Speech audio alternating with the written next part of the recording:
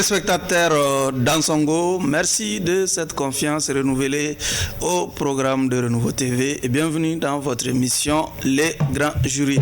Ce soir, le Grand Jury reçoit M. Youssouf Hassan Diallo. Il est ancien candidat à l'élection présidentielle, précisément celle de 2002. M. Diallo, merci de cette toute première comparution devant le Grand Jury. Merci. Avec moi pour vous interroger ce soir, Abdraman Keita, il est directeur de publication du journal Le Témoin. Bonsoir Abdraman. Bonsoir. El Hadji Chana Takiou, 5 fois El Hadji, il est directeur de publication du journal Le 22 septembre. Bonsoir El Hadji Chana Takiou. Bonsoir Barou, tu vois, ça fâche Abdraman. N'en déplaise à ton voisin. On va demander le riz, c'est 5 fois là, une fois si c'est différent. Et dis-lui que je m'apprête même à aller pour la 6e fois. Et la Oumra. Et je suis Oumar B. Sylvé pour ceux qui nous suivent sur la radio Renouveau FM ou sur la 98.1 FM. Encore une fois, bienvenue à toutes et à tous dans votre émission Les Grands Jurys. Monsieur Diallo, votre observation sur la composition du jury devant vous juger ce soir.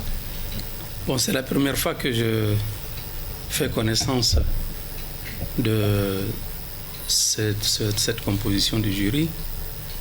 Peut-être à l'exception du jeune frère Chahana Takiou que j'ai eu la chance de rencontrer lors d'une conférence de l'OCI à Marrakech au Maroc.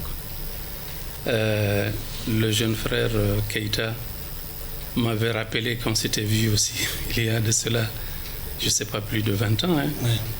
Voilà, donc quant à vous, nous nous sommes déjà vus, je crois. Oui. Voilà, je crois que c'est une équipe, machallah, qui est tout à fait indiqué pour composer ce jury. Au vu de leur performance, j'ai eu l'occasion de visionner certaines de leurs émissions avec d'autres personnes. Donc je me dis qu'ils font l'honneur des médias du Mali. Bifadlillah, machallah. Abdraman, nous avons un accusé qui porte plusieurs casquettes. Il a été politique également, c'est un imam qui comparait également. Il est politique aussi, je ne connais pas, je sais que c'est un érudit quand même. Imam, je ne sais pas où est-ce qu'il a officié comme imam, peut-être. Je sais que c'est un érudit de l'islam. Moi aussi, j'ai visionné beaucoup de ces apparitions publiques. Et je pense que c'est une première.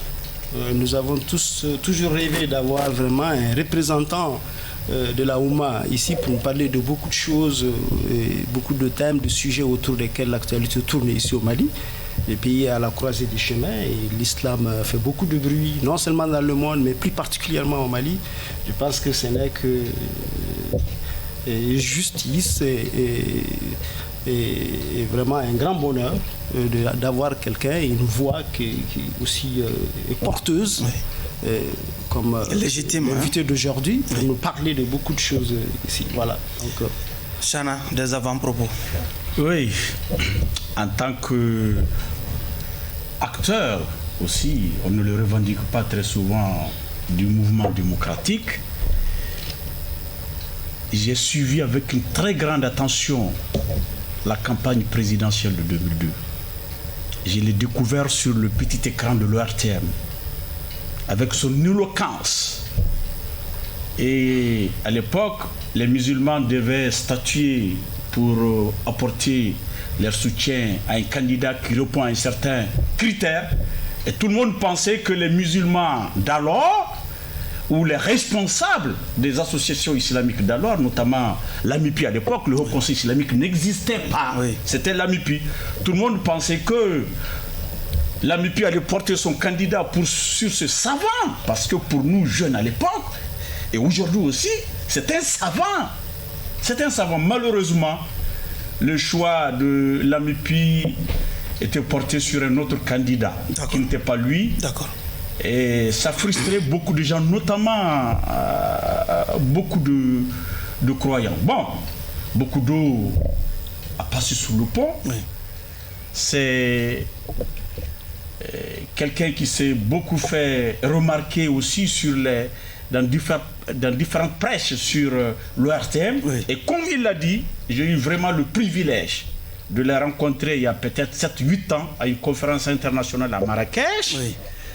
Nous avons parlé du pays, nous avons échangé. Un très bon client, un très bon client, somme toute, un très bon client. Oui. Et comme l'a dit Abdraman, vraiment, des sujets ne manquent pas. Et je déplore déjà le temps qui s'écoule, qu'on ne peut pas maîtriser. Abdraman, nous sommes déjà dans les généralités. Oui, dans la généralité, vous l'avez introduit, il a été vraiment candidat en 2002. Il a été candidat indépendant, il n'avait pas de parti politique. Et comme l'a pratiquement dit Chana, il misait forcément sur les affinités religieuses qui n'ont pas porté fruit finalement, puisqu'il n'a engrangé, est-ce que je sache, que 0,80%, même pas 1%. Est-ce qu'on peut savoir aujourd'hui, puisque l'opportunité nous est donnée de vous faire face, de vous interroger devant le public, et les enseignements que vous tirez de ce qu'on peut appeler un échec. J'appelle cela la première expérience de l'islam politique ici au Mali, puisque avant vous, il n'y a pas eu quelqu'un qui ait porté vraiment une candidature au nom de cette communauté. Bismillahirrahmanirrahim, alhamdulillahi rabbil alamin, wa sallallahu wa sallam ala nabina Muhammad wa ala alihi wa sahbihi ajma'in. Je pourrais dire déjà d'entrée de jeu que je ne considère pas l'expérience de 2002 comme un échec. C'était pour moi une occasion de tâter le terrain politique, de voir comment ça fonctionnait. Je me suis rendu compte, avec beaucoup de déception, que la situation à l'époque n'était pas ce que l'on pensait, mais que les jeux étaient d'avance faits déjà dans le cadre de ces élections. Parce qu'il y avait d'autres forces occultes dans l'ombre qui tiraient les ficelles, et c'est justement ces forces-là qui décidaient de qui devait nous diriger nos pays, que ce soit au Mali ou ailleurs.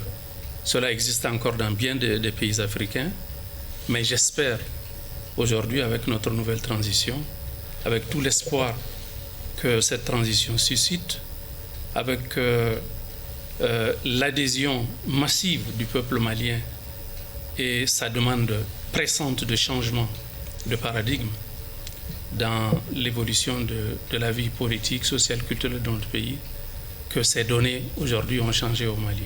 Inch'Allah. Et alors, si vous dessinez l'avenir comme ça veut dire que vous annoncez déjà votre retour en politique ou quoi? Si vous espérez que tout cela change? Pour le moment, nous sommes déjà dans la transition. Nous sommes véritablement préoccupés par l'issue qui sera celle de la transition. C'est pourquoi je crois que la priorité aujourd'hui, c'est de se donner la main pour que nous puissions traverser cette période avec le succès escompté. Chana, généralité. Monsieur Youssouf Hassan Diallo, Abdraman et moi-même n'avions vraiment pas manqué de qualificatifs pour vous. Donc je voudrais que vous vous présentez à nos téléspectateurs, parce que c'est la première fois que vous êtes au grand jury. Quel est votre parcours, cursus universitaire et professionnel? Très brièvement. Bon, allez-y. Très brièvement, je m'appelle Youssouf Hassan Diallo, comme vous l'avez annoncé. Je suis originaire du nord du Mali, précisément du cercle d'Ansongo, région de Gao. J'ai fait mon lycée à Tombouctou, le fameux lycée franco-arabe de Tombouctou.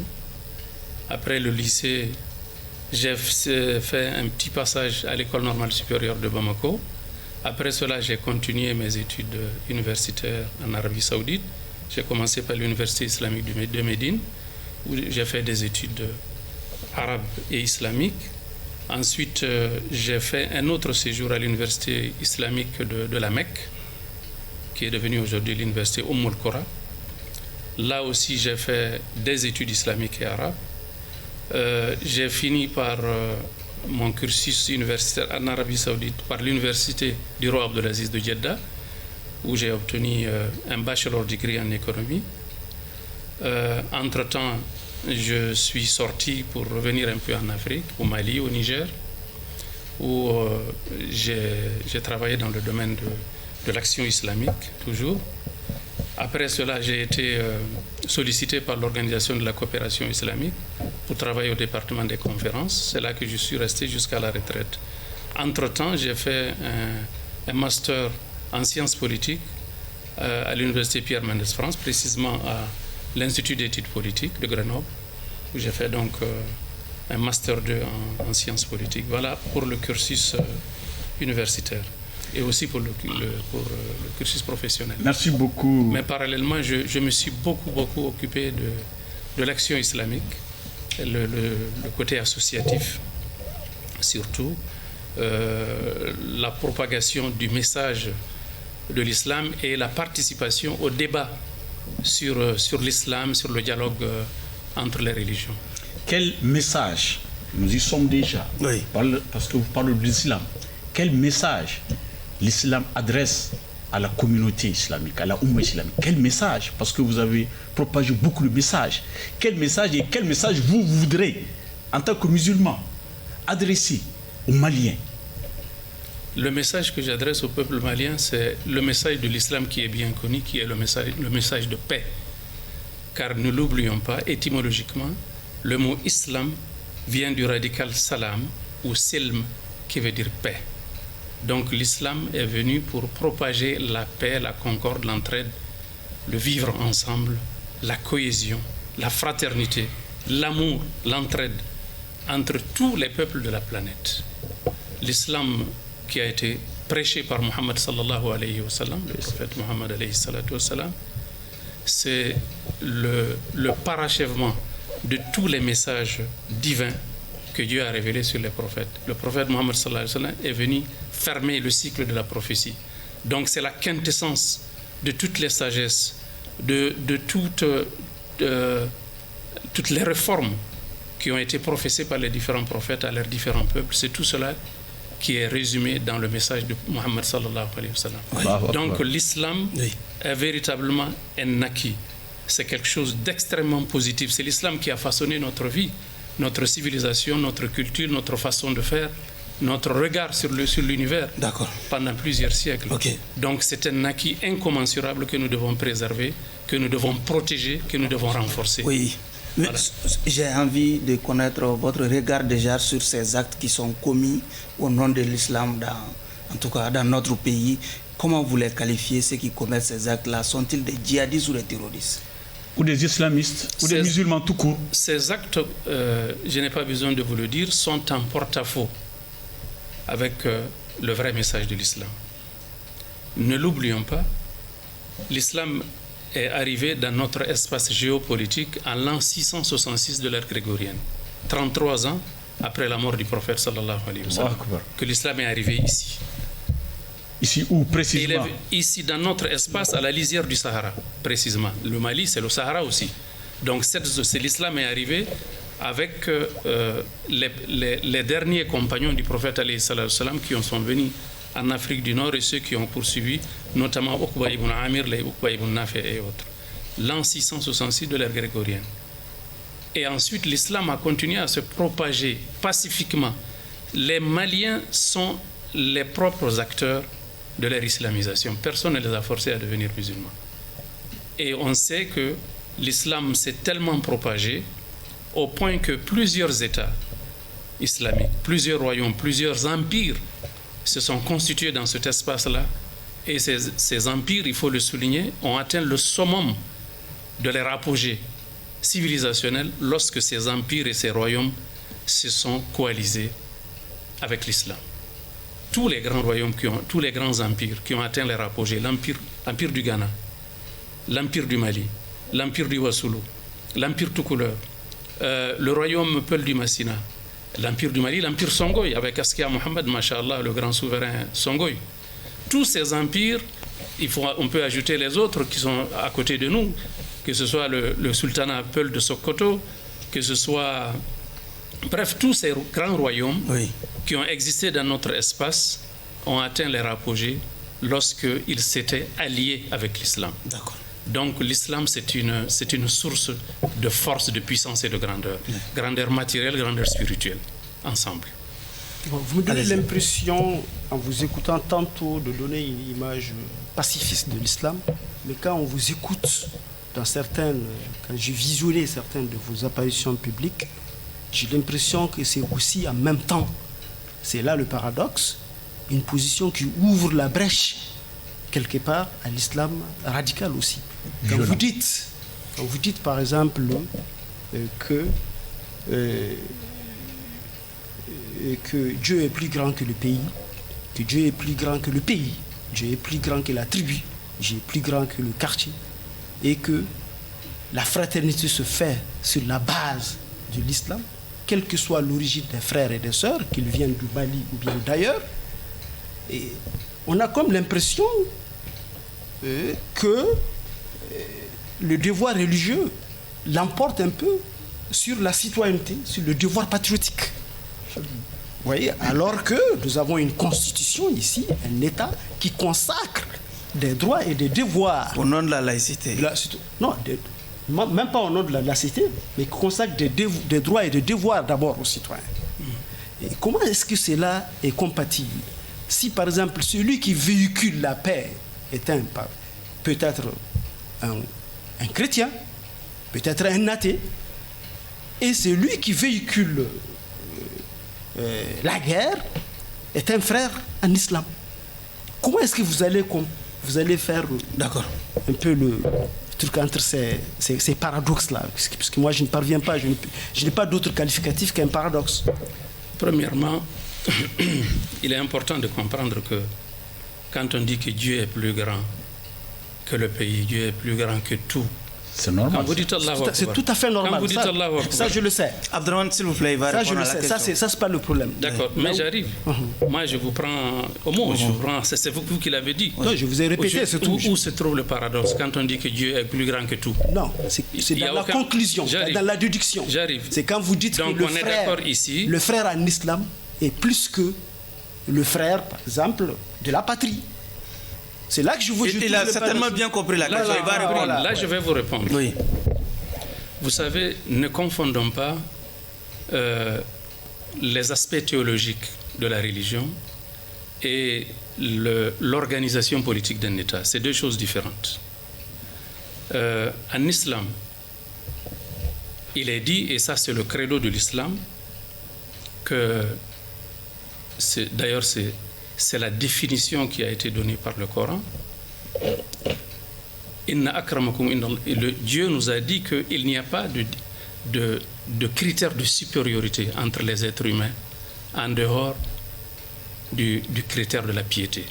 Le meilleur d'entre vous aux yeux de Dieu est le plus pieux d'entre vous, c'est-à-dire le plus proche de Dieu parmi vous. Et les gens qui sont les plus proches de Dieu, qui sont véritablement, authentiquement les plus proches de Dieu, sont les personnes les plus vertueuses et les plus utiles à l'humanité. Ça, c'est prouvé. Et ceux-ci-là, c'est lesquels? Ce sont les messagers de Dieu, ce sont les prophètes. Les prophètes sont les premiers réformateurs de notre planète. Le sens de la réforme, toute l'organisation sociale, morale, éthique de la société humaine dans son ensemble nous a été transmis par les prophètes. Alayhim salam. Donc ça, c'est un aspect. Deuxième chose, la fraternité de la foi. Ça, il faut le prendre sur le plan théologique. La fraternité de la foi, c'est une fraternité qui est plus importante que toutes sortes de fraternités. Je vais vous dire pourquoi. Parce que c'est une fraternité qui transcende l'ici-bas et l'au-delà. Dieu a dit dans le Coran... Est-ce qu'on peut quitter un peu les développements religieux pour venir dans la réalité? C'est vrai que là... Non, mais... Non, puisque... Je vais vous expliquer. Ce que vous dites, c'est vrai. Non, mais non. Comme il l'a dit, dans le pays, nous avons des gens qui tuent au nom de l'islam. Est-ce que ces gens-là, la fraternité avec eux non, je vous ai déjà est plus importante que la fraternité avec les autres pacifiques? On est en train d'empiéter sur les réponses. Oui. Quand vous posez une question sur une question donnée, il vaudrait mieux attendre la réponse de la question avant d'amener une autre question. Oui. Sinon, il y a de la confusion. Allez-y, terminez. La première question que vous avez posée sur les actes qui sont posés par ces gens, la réponse a été claire. C'est en porte-à-faux avec les fondements de l'islam. L'islam est venu pour donner la vie à l'être humain. Ce n'est pas moi qui le dis, c'est le Coran qui nous l'a dit. Et je suis dans une émission politique, mais vous me posez des questions théologiques. Le Coran nous a dit en effet que c'est la vie de l'être humain. Je vais vous donner la position de l'islam par rapport à la nécessité de préserver la vie de l'être humain. Vous allez voir que c'est une position qui a nul autre pareil. Dieu a dit dans le Coran وَمِنْ أَجْلِ ذَلِكَ كَتَبْنَا عَلَى بَنِي إِسْرَائِيلَ أَنَّهُ مَنْ قَتَلَ نَفْسًا بِغَيْرِ نَفْسٍ أَوْ فَسَادٍ فِي الْأَرْضِ فَكَأَنَّمَا قَتَلَ النَّاسَ جَمِيعًا وَمَنْ أَحْيَاهَا فَكَأَنَّمَا أَحْيَا النَّاسَ جَمِيعًا. Ça veut dire quoi? Ça veut dire que Dieu nous a prescrit, nous les croyants, de préserver la vie de l'être humain au point que ça est tellement important aux yeux de Dieu que lorsque vous donnez, vous préservez la vie, vous sauvez la vie d'un seul être humain, Dieu vous donnera la récompense de quelqu'un qui a sauvé la vie de tous les êtres humains, sans exception. C'est compris. Et le contraire est vrai. C'est compris. Mais quand vous ôtez la vie d'un être humain, également, vous avez l'équivalent du péché de quelqu'un qui a tué tous les humains. Qui est votre frère? Celui qui dit Allah Akbar en tuant, ou bien celui qui ne dit pas Allah Akbar et qui préserve la paix? Mais premièrement, tu es en train de... Je viens. En fait, vous êtes en train de vous évertuer à mettre une similitude entre notre position en tant que musulmans et des gens qui viennent tuer des gens qu'on ne connaît pas, sans visage, qui tuent les gens comme ça au nom en criant Allahu Akbar. D'accord. Par rapport à cela, je peux vous donner des informations importantes. Allez-y. Regardez.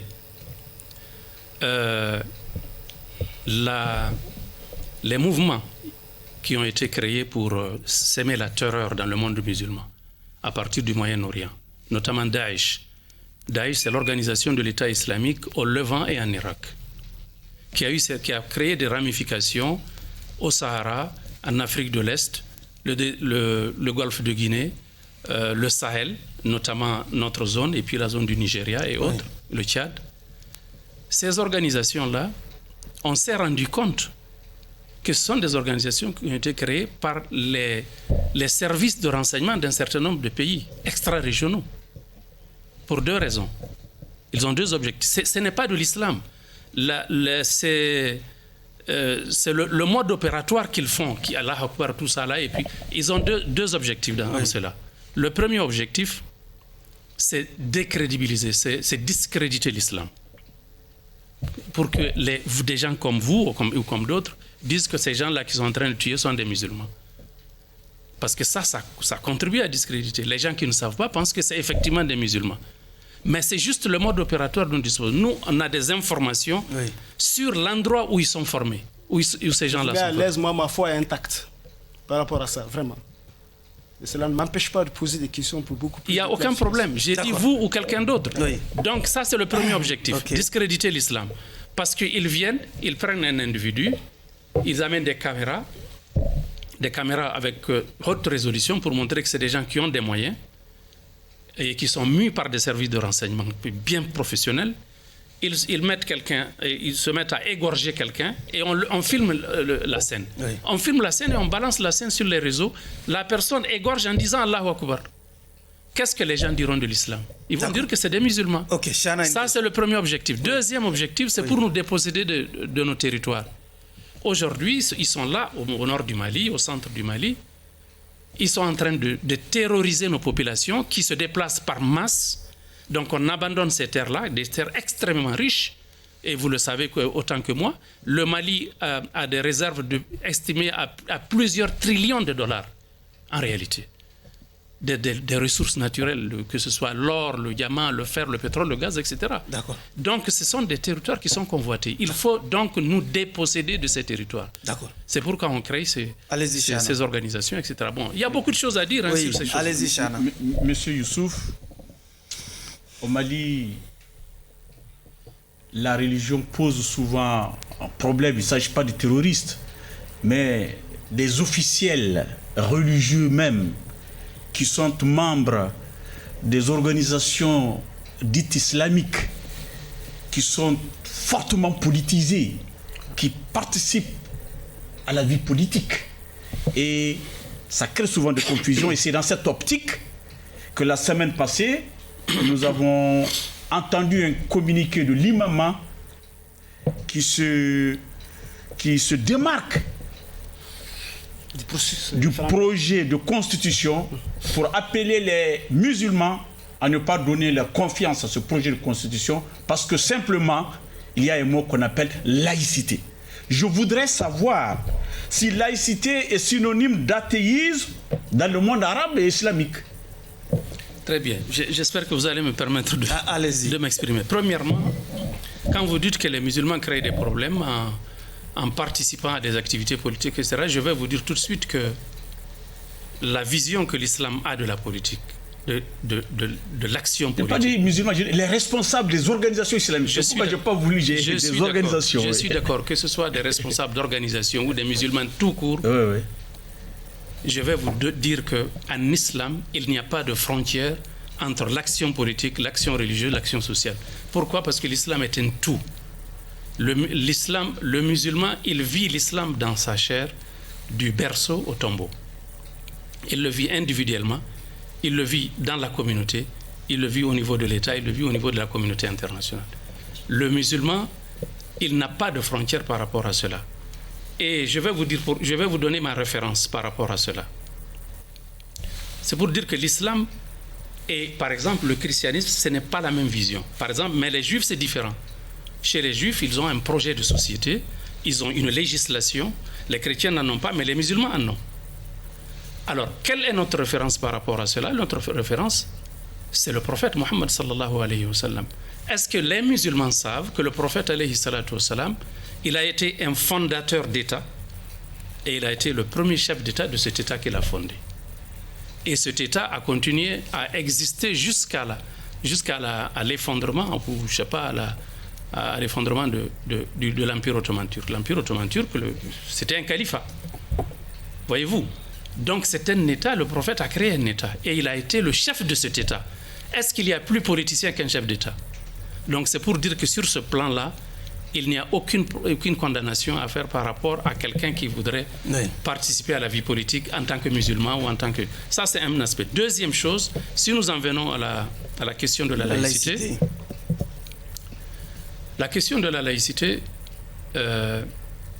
c'est une question extrêmement importante par rapport à laquelle il est important que les Maliens se retrouvent en débat.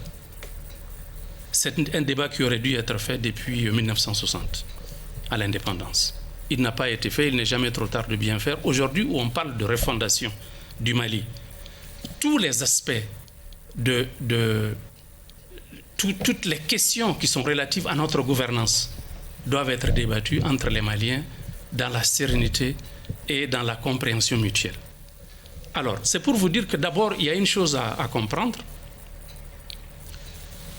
Il y a de l'amalgame, il y a de la confusion qui est entretenue autour d'abord des concepts, notamment le concept de la laïcité. Les gens pensent, parfois naïvement, que la laïcité signifie la liberté de culte ou la liberté de conscience. La laïcité ne veut jamais dire la liberté de culte et la liberté de conscience. Ça, il faut qu'on s'entende là-dessus. La laïcité signifie l'équidistance de l'État. Ce n'est pas l'équidistance de l'État. Ça signifie qu'il faut... En musulman, en islam, laïcité en islam. Ça existe même en islam, non, laïcité. Ce n'est même pas en islam. C'est un mot moderne. Je parle de la laïcité dans son acception originale. Dans son acception originale. La laïcité signifie le fait de séparer. Ce n'est pas séparer, mais c'est plutôt éloigner, écarter, évacuer Dieu, évacuer le divin, évacuer la référence à Dieu dans la gestion de la cité. C'est ce que ça signifie. Il est important qu'on s'entende là-dessus. C'est donc une idéologie. La laïcité est une idéologie. La laïcité participe d'une idéologie, de la mise en œuvre d'une idéologie, une idéologie anti-Dieu, anti-divine, anti-cléricale. Et c'est une création, c'est une invention française, par excellence, il faut qu'on se le dise. Il faut qu'on se compte. Et on connaît l'histoire. Les circonstances historiques dans lesquelles la laïcité est née en France ne nous concernent pas, nous les Maliens, nous les musulmans, ça ne nous concerne pas. C'est dans quelles circonstances? La société française avant 1789 était subdivisée en 3 classes. Il y avait la noblesse, il y avait le clergé, il y avait le tiers-état. La noblesse, qui est la monarchie, s'est associée au clergé pour martyriser 80% de la population que constitue le tiers-état. C'était la corvée, c'était la dîme, c'était le travail forcé, c'était l'exploitation à outrance de ces 80% de la population. Donc pour vous, en clair, laïcité veut dire anti-Dieu. Monsieur Diallo, la République ne nous appartient pas aussi. Nous avons adopté la République comme nous avons adopté la laïcité. On est en train de comprendre. La République ne vient pas de chez nous. Donc, si, nous avons adopté aussi la République. Non. La laïcité a été adoptée. Mais il faut me laisser conclure. Et vous avez, non. Laissez-moi conclure parce que si on ne conclut pas, je suis en train d'arriver à quelque chose. Vous allez réagir. Il conclut. Si vous m'interrompez comme ça, vous allez laisser même les téléspectateurs sur leur fin. Allez-y. Donc permettez-moi de finir mon idée. Mais soyez un peu plus concis. Allez-y. Non, il y a des moments où on a besoin de s'étendre un peu. Allez-y, M. Diallo, s'il vous plaît. Donc, la population s'est révoltée. Ce n'est pas seulement en France, c'est dans toute l'Europe. On s'est révolté, il y a eu la fameuse révolution de 1789, la monarchie a été renversée, le roi, c'était Louis XVI, et sa femme Marie-Antoinette ont été décapités. Et ensuite, le clergé qui était complice de la noblesse dans l'exploitation à outrance de la population aussi a été... Qui s'occupait de l'éducation, qui s'occupait des propriétés terriens, etc., a été dépossédé de ses biens et a été mis à l'écart du système éducatif. Et on a proclamé la République. En fait, ça a commencé d'abord par l'Empire, ensuite de changement de mutation en mutation. En 1905, il y a eu la fameuse loi sur la laïcité qui a consacré la situation actuelle que connaît la France. D'accord. Eh bien, ce problème-là, est-ce qu'il nous concerne, nous les musulmans? Nous, on n'a jamais eu aucun problème avec la religion, parce que pour nous, la religion, c'est le prophète qui l'a amenée. La religion et la politique vont de pair. La religion, l'islam a son système législatif, son système éducatif, son système politique, son système... Sinon, beaucoup de Maliens aussi se demandent, est-ce que la laïcité empêche un courant religieux à mener son activité religieuse, par exemple, au Mali? Le problème n'est pas à ce niveau. Oui. Parce que j'allais venir à cela. Regardez, je vais vous donner la position de l'islam par rapport à la liberté de culte. Il est important de le comprendre parce que d'aucuns pensent que l'islam est contre la liberté de culte. C'est pourquoi les musulmans rejettent la laïcité. Oui. Ce n'est pas cela. Je vais vous dire pourquoi. Le prophète a dit, alayhi salatu salam, dans un hadith, c'est notre référence principale. C'est lui qui a été le réceptacle de la révélation coranique. Il faut le dire directement en français. Il ne faut pas dire d'abord en arabe et puis traduire. Allez-y, non. Dites-le directement. Où est le problème? D'accord. Il n'y a Abdraman, s'il vous plaît, il n'y a aucun problème. C'est là, allez-y. Allez-y. Oui. C'est la laïcité. Au nom de la laïcité. Le prophète a dit, alayhi salatu wa salam, man adha dhimmiyan. كنت خصمه ومن كنت خصمه خاصمته يوم القيامة أو كما قال صلى الله عليه وسلم. Il a dit quiconque porte préjudice à un zimmi c'est un chrétien ou un juif, citoyen de l'État islamique. Quiconque lui porte quelque préjudice que ce soit, le jour de la résurrection, je me constituerai en partie civile pour défendre ce chrétien ou ce juif devant cette personne qui l'a lésé et je gagnerai le procès. C'est le prophète qui parle, c'est pas moi. Allez-y, Abdraman, s'il vous plaît. Donc nous revenons un peu pour dire qu'en réalité, effectivement, la laïcité dont vous parlez, vous avez été quand même candidat. On ne vous a jamais entendu remettre en cause ni la République ni la laïcité quand vous étiez candidat. Ça veut dire qu'en réalité, on se plaît bien. On s'est longtemps complu dans cette situation de laïcité aujourd'hui et c'est un peu quand même étonnant que ça revienne avec force, puisqu'il y a des brèches dans lesquelles on peut entrer. Qu'à cela ne tienne, vous dites qu'en islam, qu'il n'est pas interdit les incursions entre l'islam et la politique. Mais est-ce que cette distance-là comme il a dit, des organisations religieuses vis-à-vis de la chose politique n'est pas bienvenue dans un pays où les courants religieux ne s'entendent pas? Est-ce que le croisement entre islam et politique ne contribue pas à un choc des courants religieux. Vous pensez qu'il faut entretenir... Je vais vous répondre. Vous avez posé beaucoup de questions dans la même question. Oui, parce que le temps ne nous permet pas de il va répondre maintenant à votre question. Du petit temps qu'on a, oui, il va les répondre à la fois. Je vais vous dire que le fait que moi, par exemple, j'ai un projet de société qui s'inspire des valeurs de l'islam. Les valeurs de partage, de tolérance, de spiritualité. Où je m'adosse sur Allah subhanahu wa ta'ala pour gérer la cité. Parce que c'est ce qui nous a manqué depuis 60 ans. C'est la raison pour laquelle, par exemple, notre système éducatif laïque a été stérile, a été incapable de nous produire des dirigeants intègres qui nous empêchent de tomber dans le trou dans lequel nous sommes aujourd'hui. Depuis 62 ans.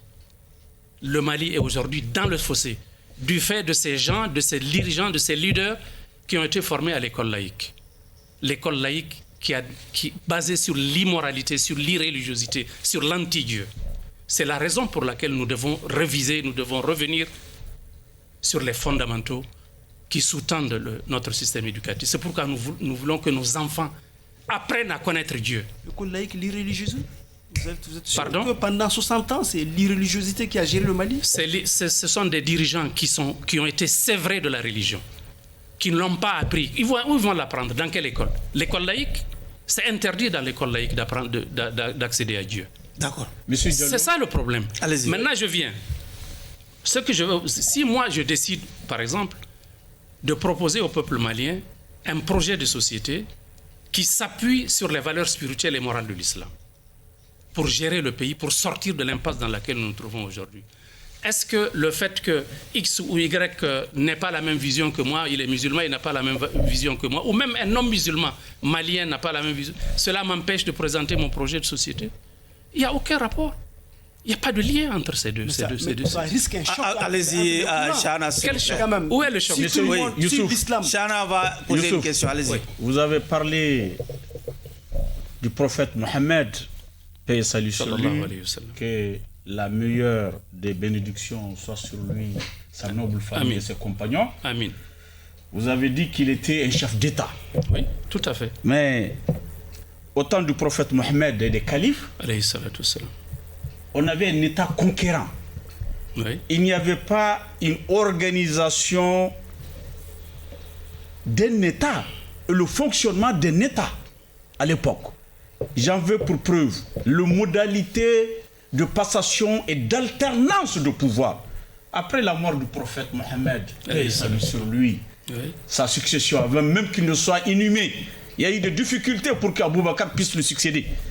Après Abou Bakr, Abou Bakr, lui, il a désigné Omar avant de mourir.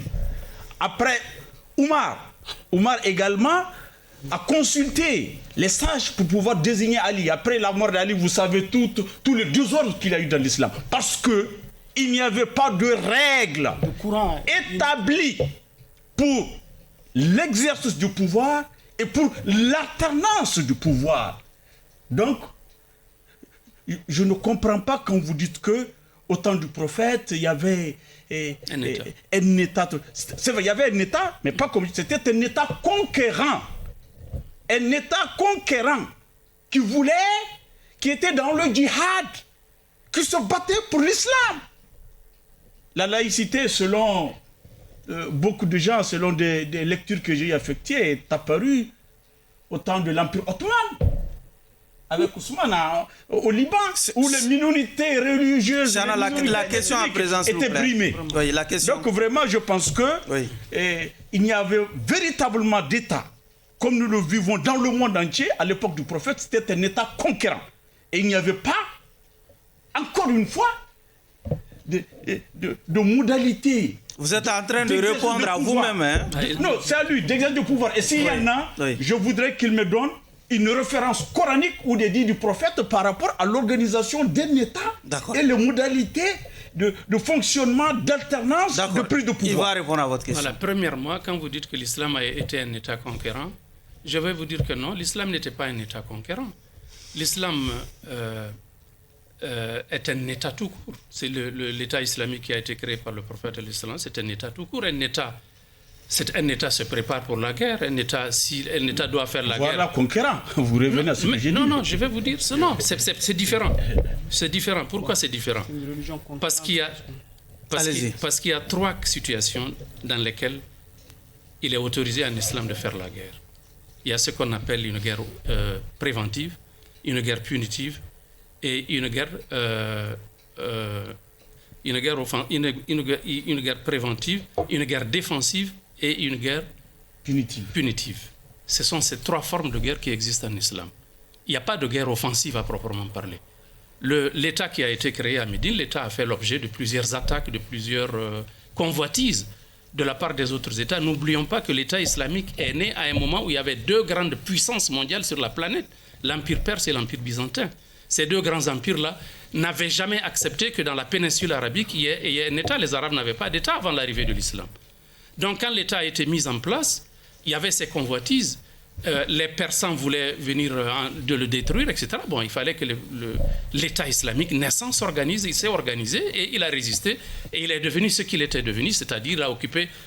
les modalités de fonctionnement. Revenons rapidement. Les modalités de fonctionnement, de prise de pouvoir et d'exercice de pouvoir. Démocratique. C'est-à-dire que vous voulez qu'on parle un peu des modalités de l'exercice du pouvoir islamique. Ça, c'est un débat qui n'a pas sa place ici.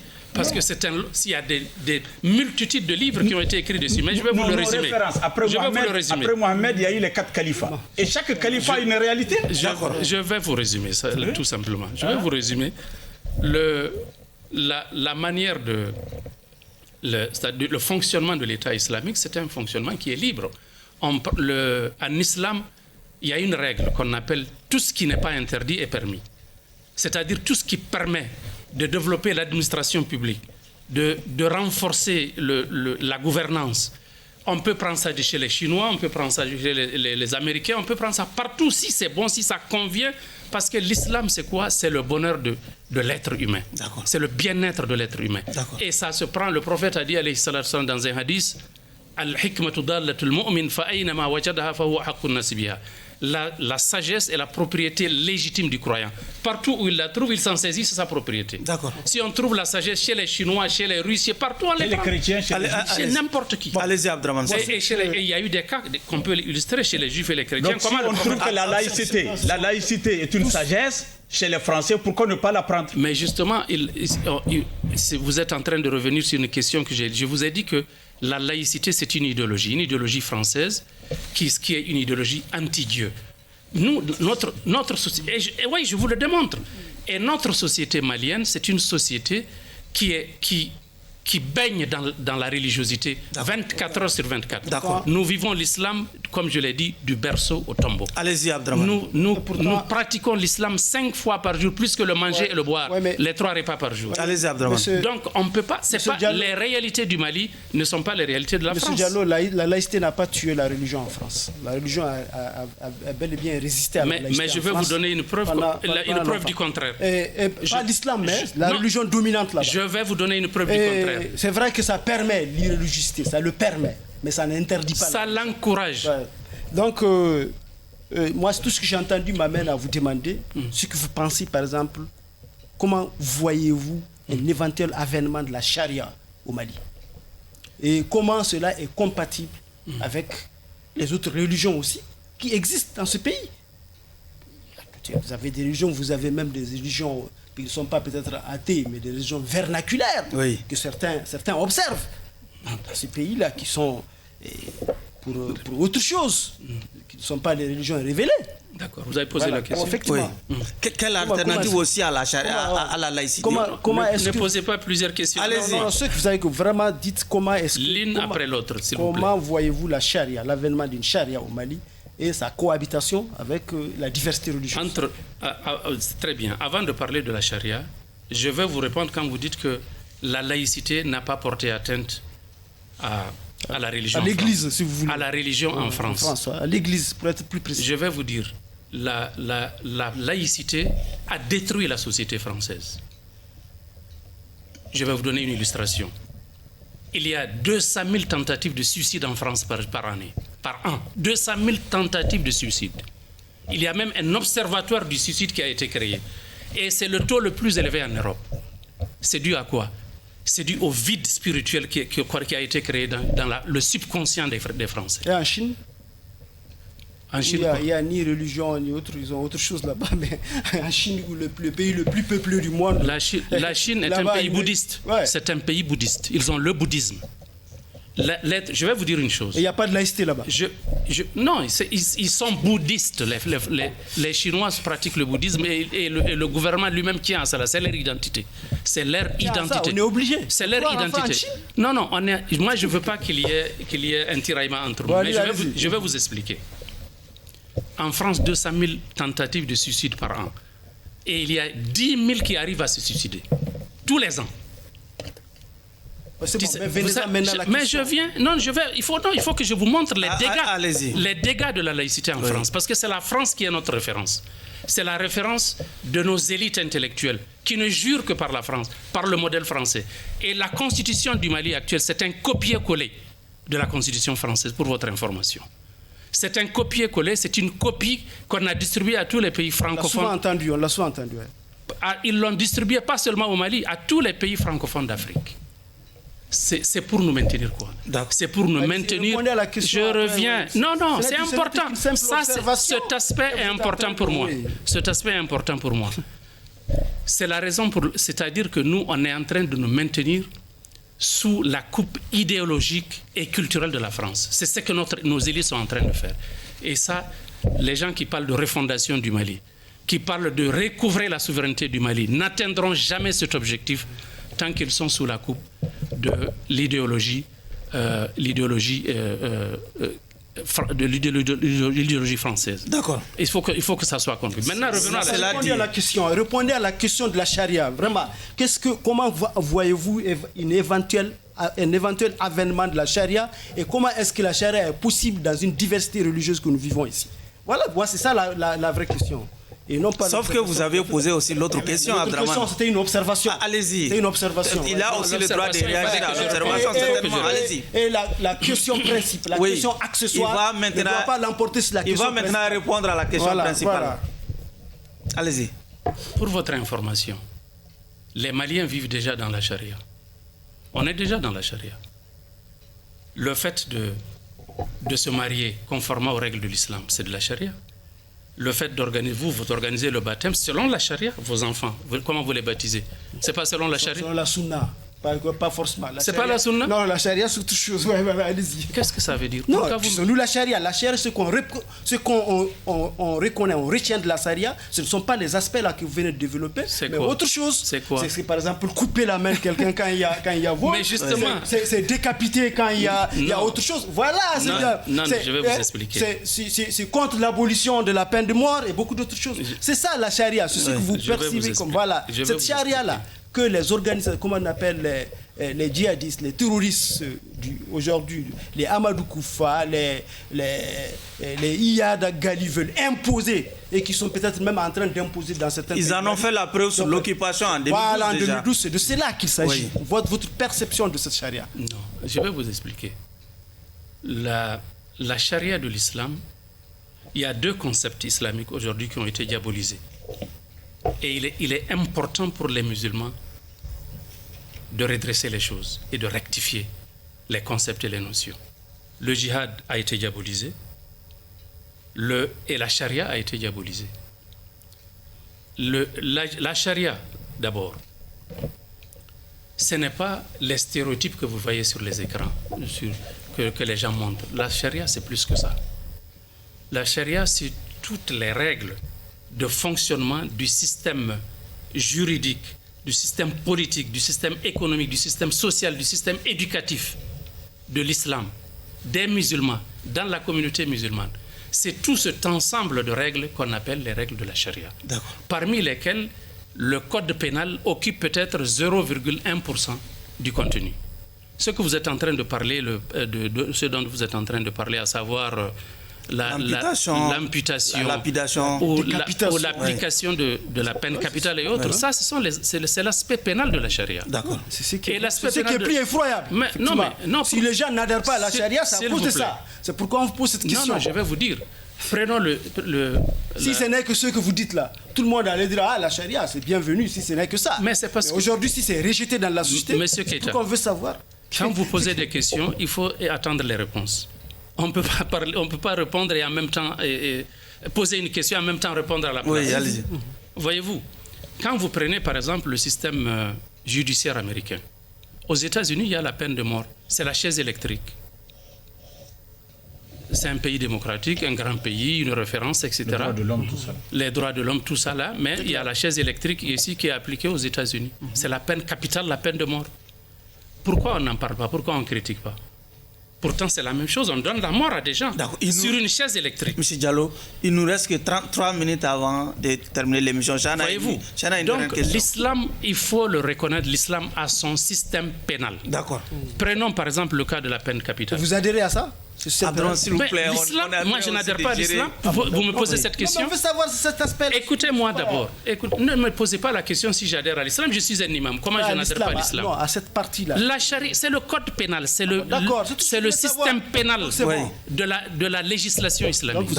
Si vous prenez la peine capitale, parce qu'il y a de la désinformation, les gens sont sous-informés, il y a un déficit d'information sur ces choses. Il y a trop d'amalgame. Les médias ne sont pas informés, les gens balancent des informations sans les vérifier. Non, il faut que je réponde à cet aspect-là. La peine capitale. Vous prenez quelqu'un, je ne vous le souhaite pas. Vous êtes dans votre maison, tranquillement dans votre famille. Quelqu'un vient, il casse à 3 heures du matin, il brise vos vitres, vos cas avec des armes, il rentre avec son gang, il vous tire dessus, il vous tue. Là, samahallah, que Dieu ne le fasse pas. Après, la police arrive à faire ses enquêtes et à mettre la main sur le coupable. On amène le coupable en justice. Vous êtes d'accord que cette personne-là, on la libère ou bien qu'on l'exécute? Quelle est votre position? D'accord. Votre position, c'est qu'on doit l'exécuter. Pourquoi? Parce que si vous ne le faites pas, parce que si on ne le fait pas, parce que si on ne le fait pas, ça veut dire qu'on s'apitoie. Les gens vont s'apitoyer sur le bourreau et on oublie la victime qui est déjà dans sa tombe. C'est la raison pour laquelle... Non, il faut que vous écoutez cet aspect-là, c'est important. C'est la raison pour laquelle, en islam, la peine capitale, ce n'est pas l'État qui décide. C'est plutôt les parents de la famille, du défunt. C'est eux qui ont le choix. Et il y a 3 choix, 3 options. Monsieur Diallo, nous gérons aussi le temps. C'est important, il n'a qu'à terminer avec ça. Nous gérons le temps. Il y a pas de questions, je préfère qu'il termine ça. Allez-y. Vraiment, c'est important. Il y a 3 options. Ce n'est pas le gouvernement ce n'est pas l'État, ce n'est pas le système judiciaire malien qui va décider de l'exécuter. Mais ce sont les parents qui sont dans la douleur et la peine. C'est à eux que l'islam a donné la sentence. Ils ont le choix de pardonner la personne et de la laisser partir. Première option. Deuxième option, ils peuvent lui demander le prix du sang. Troisième option, ils peuvent demander donc la loi du talion. C'est ça la position de la charia par rapport à ça. C'est 3 options. Ah oui, le souverain aussi peut accorder sa grâce, non? La grâce, ce sont les parents de la victime qui donnent la grâce. Ce n'est pas le président. En islam, c'est comme ça. Alors ça, vous trouvez que c'est injuste? Ça, c'est la charia. C'est tout ce qui t'a bloqué. Monsieur Diallo, nous savons que vous vous apprêtez aussi à mettre dans les librairies un ouvrage déjà. Est-ce que vous pouvez nous expliquer un peu en substance ce qui attend les lecteurs de cet ouvrage? En fait, ce n'est pas un ouvrage que je cherche à mettre en librairie. C'est en fait une vision. C'est intitulé « Ma vision du Nouveau Mali ». C'est une vision que j'ai déclinée du chemin, de la voie que le Mali doit suivre pour sortir de la crise actuelle. Et ce document, cette vision, comporte un certain nombre de parties. Il y a d'abord la partie qui concerne notre histoire, notre passé. D'où est-ce que le Mali est venu? D'où est-ce que la nation malienne est venue? Ensuite, quelle est l'option idéologique qui doit permettre au Mali, justement, parce qu'une nation ne peut pas avancer sans idéologie, sans boussole, sans cap. Donc j'ai proposé un cap pour le Mali. Et ensuite, j'ai proposé des réformes sur le plan politique, sur le plan économique, social, culturel, éducatif, relations internationales, etc. Et surtout de la défense. J'ai mis un accent particulier sur la défense. Et M. Diallo, pour terminer... Chana, vous n'aviez pas de questions. Oui, aussi, comme vous dites que la laïcité n'est pas bonne, est-ce que vous avez une proposition de substitution par rapport à la laïcité? Une alternative à la laïcité. Non, ce n'est pas forcément... La charia, c'est une étape. Regardez, au Mali, il y a des... En islam, l'islam est très pédagogique. Ce n'est pas ce que d'aucuns pensent. Imaginez-vous, au temps du prophète, alayhi salatu wassalam, pour interdire la consommation de l'alcool, il y a eu 3 versets qui se sont suivis. Le premier verset qui demande aux croyants de ne pas venir dans les prières en état d'ébriété, en état d'ivresse. On leur recommande cela. Parce que vous ne savez pas ce que vous dites. Deuxième chose, lorsque vous sachez que c'est mauvais, il y a des circonstances dans lesquelles vous devez vous éloigner de ça. Troisième chose, il vous a dit que c'est la voie de Satan, éloignez-vous de ça. Nous sommes malheureusement nous sommes au terme.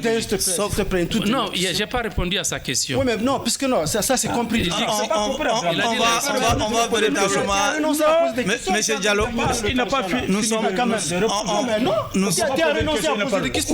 sommes malheureusement Abdraman. Comprenez. Oui, Chana, s'il vous plaît, Abdraman. Pour la laïcité, j'avais dit effectivement que la laïcité ne convient pas à nos réalités socio-culturelles, spirituelles du peuple malien. Je voudrais savoir tout. Donc nous devons nous entendre. C'est la conclusion. Le pays aujourd'hui connaît des grands problèmes par rapport à tous ces aspects-là. On l'appelle aujourd'hui crise. Le Mali est en crise. Multidimensionnelle. Oui. On veut savoir, votre recette pour sortir de cette crise-là pendant que les gens pendant que les gens pensent à une possibilité de négocier avec les personnalités qui animent cette crise. Oui, Abdraman, il va répondre en 30 secondes. Allez-y. Parce qu'on on doit Abdraman, s'il vous plaît, il va répondre à la question. Ce que vous appelez terroriste. Moi, je pense que le Mali, pour sortir de la crise, très rapidement, la crise sécuritaire, le Mali a 2 options à mener ensemble.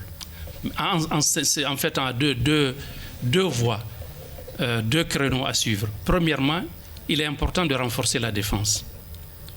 Et la défense doit se renforcer par des moyens à acquérir de plusieurs sources. Je pense beaucoup à la source de la Turquie. D'accord. La Turquie est très avancée dans le domaine de la technologie de la défense. D'accord. Ça va s'ajouter à ce que nous apporte la Russie. Deuxième chose, il est important d'ouvrir un dialogue en direction des gens qui ont porté les armes. Dans ce dialogue-là, dans ce processus de dialogue, on aura une frange parmi eux certainement qui va vouloir déposer les armes pacifiquement. Si une autre reste, nous sommes déjà armés et nous pourrons recourir à la force. Monsieur Diallo. Et surtout, les gens, il y a des gens parmi eux qui n'ont pas d'agenda politique. Il y en a qui ont des agendas politiques. Ceux qui demandent la charia, c'est un agenda politique.